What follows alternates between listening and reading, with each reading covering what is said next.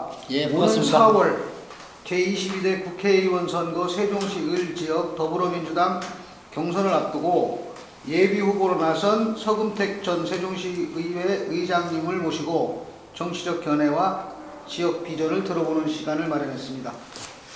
먼저 의장님 간단한 본인 소개 좀 해주시죠. 예, 저는 조촌 평리에서 태어나 조촌 교동초등학교, 조촌중학교와 청주 서강고등학교, 충청대학을 졸업했으며 70평생을 조촌에서 살아왔습니다. 그런 관계로 조촌읍에서 또한 공직서학을 제가 연기군에서 39년 6개월을 했고 또한 8년간의 의정활동을 통해서 조추원의 산 증인이 아닌가, 우리 세종시의 산 증인이라고 자부할 수가 있습니다. 또한 저는 의정활동하면서 조추원읍을 손색 없는 세종시에서 어떤가는 조추원을 만들기 위해서 많은 노력을 기울이면서 생활정치에 중점을 두고 의정활동을 추진해 왔습니다.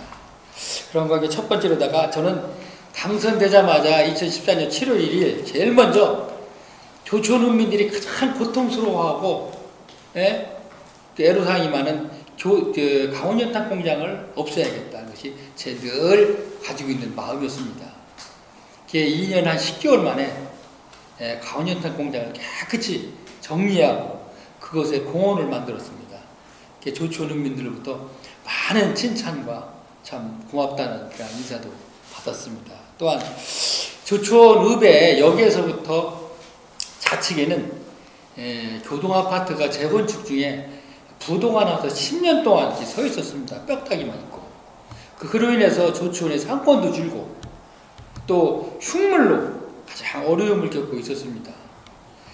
제가 두 번째 당선돼서는 어떠한 짓에도 교동아파트를 제가 없애야겠다는 마음을 가지고 우리 시장님을 계속 이해 설득시키고 또 예전 당대표님에게 호드리고 이것만은 꼭 해야 됩니다.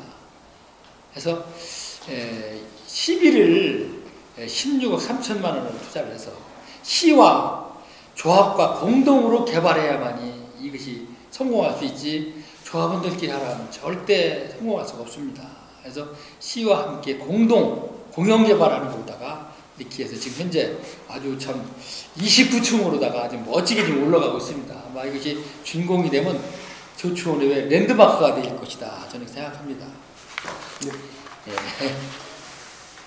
먼저 이 조치원 지역에서 그 행정가로서 또 시의회 의장을 하는 등 의원으로서 뭐 50여 년 가까운 시간을 봉사해오고 계신데 어찌 보면은 이 세종시 을지역 뭐 조천을 포함한 세종시 을지역의 산증인이라고 할 수 있습니다. 그렇죠.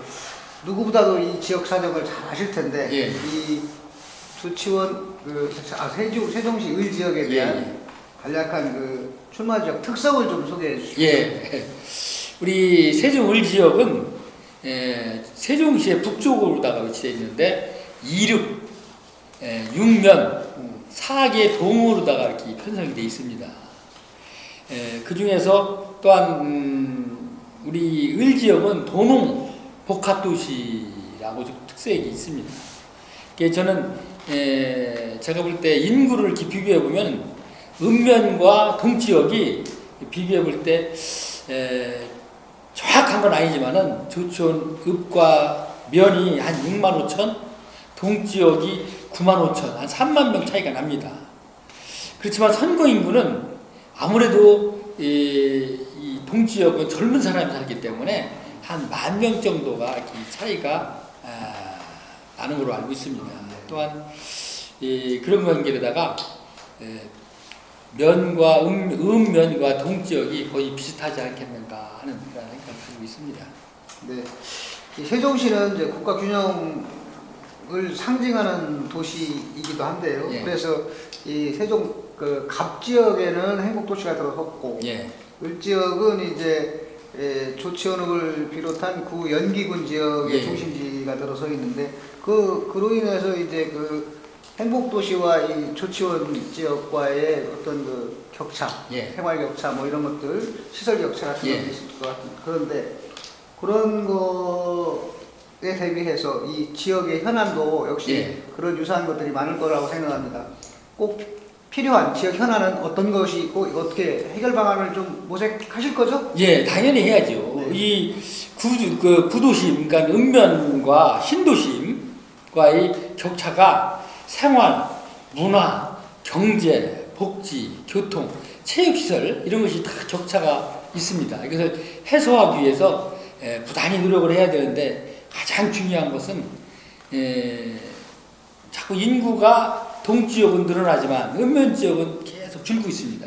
그렇기 때문에 앞으로 읍면 지역에다가도 아파트를 짓게끔 하고 뿐만 아니라 여러 가지 위락단지라든지 이런 것을 좀 시설을 갖추어서 읍면과 동이 같이 상생하면서 살아갈 수 있도록 저는 그런 부분에 중점으로 의정활동을 펼쳐나갈 것입니다.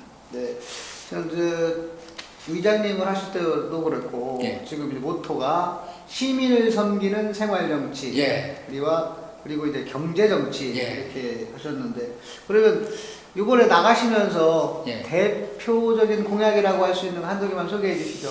예, 뭐 대부분이 뭐 우리 세종시는 행정수도를 만들어야 된다, 뭐 국회의사당을 자국에 착공하자, 뭐 대통령 집무실을 설치하자, 뭐 이런 것은 대부분이 다 똑같은 공약 사항입니다. 그래서 저는 첫 번째로 읍면과 동지역의 도농 상생 발전할 수 있는 방법이 뭐냐? 좀 전에 말씀드린 대로 택지를 개발해서 아파트 건립이라든지 관광공원을 조성한다든지 아니면 위락시설 단지를 만든다든지 또한 화해단지를 만들어서 읍면이 고루 살수할 수 있도록 이런 것을 해야 됩니다.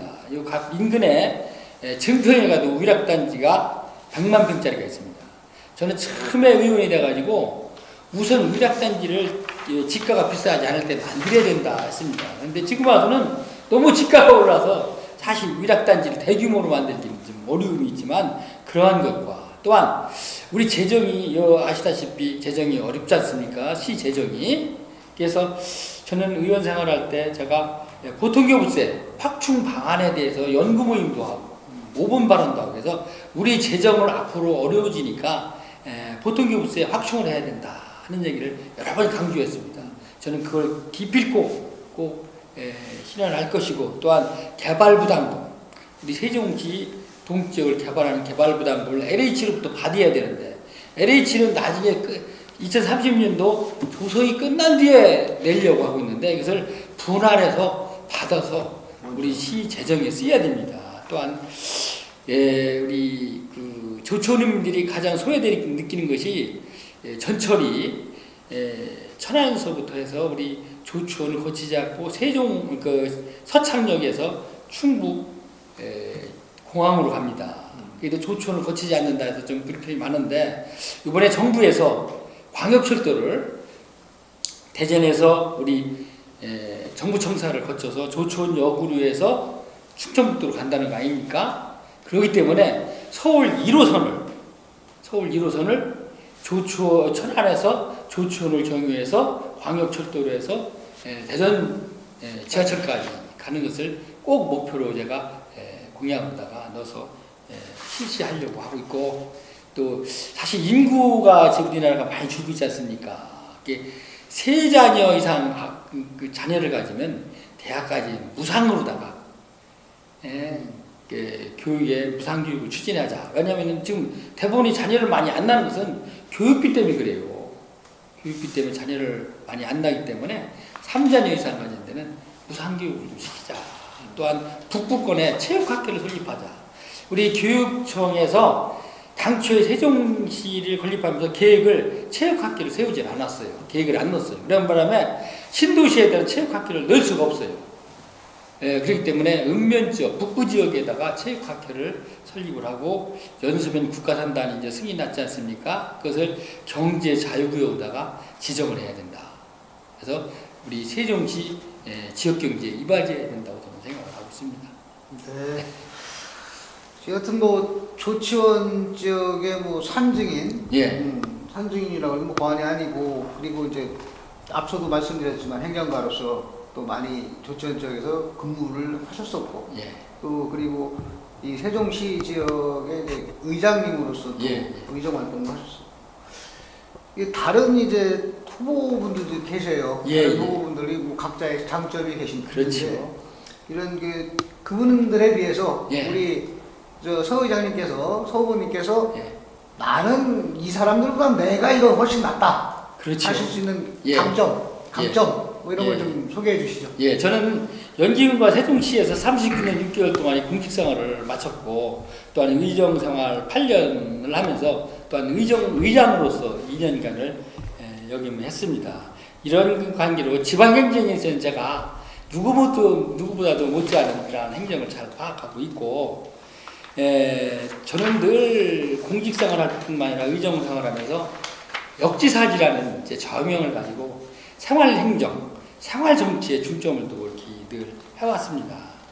시민을 먼저 생각하고 시민을 바라보는 행정을 해왔고 앞으로도 이렇게 하려고 하고 있으면서 제 선거구에는 좀 전에 말씀드린 대로 같이 1읍 6면 4동으로 되어 있는데 1읍은 제가 태어나서 지금까지 살았고 6개 면 중에서 3개 면은 제가 면상을 역임했습니다.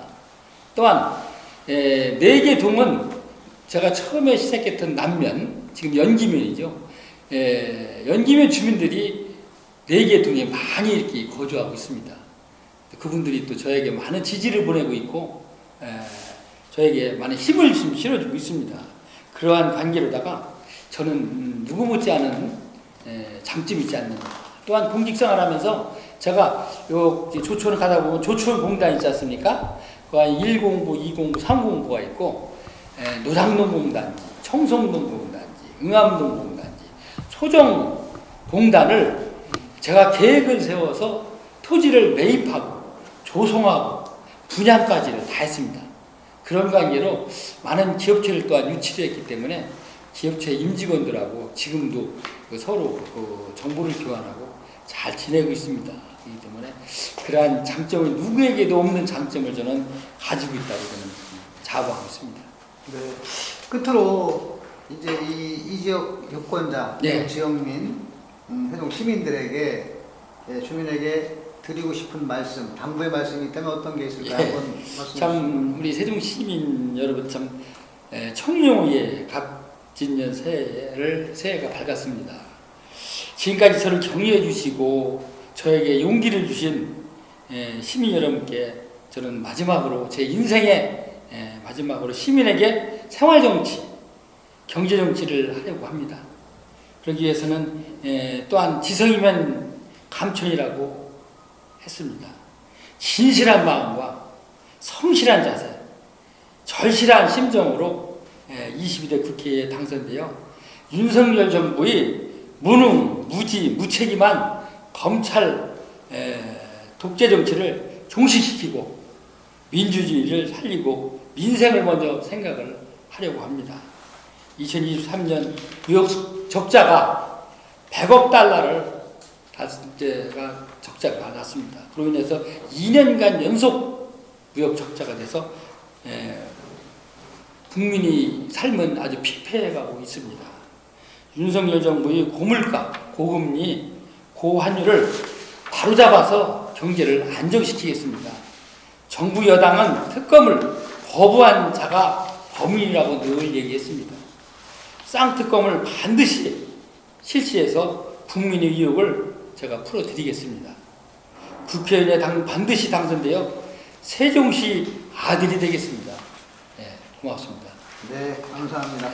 지금까지 이 세종 지역에서 약 정말 공직자 생활 40년이죠. 예. 그리고 의정활동 8년, 뭐 이렇게 저렇게 50여 년간 세종시를 위해서 봉사해왔던 예. 서금택 전 세종시의회 의장님이자 이번 22대 더불어민주당 세종을지역 경선 예비후보로 나선 서금택 후보의 말씀을 들어봤습니다. 감사합니다. 네, 감사합니다.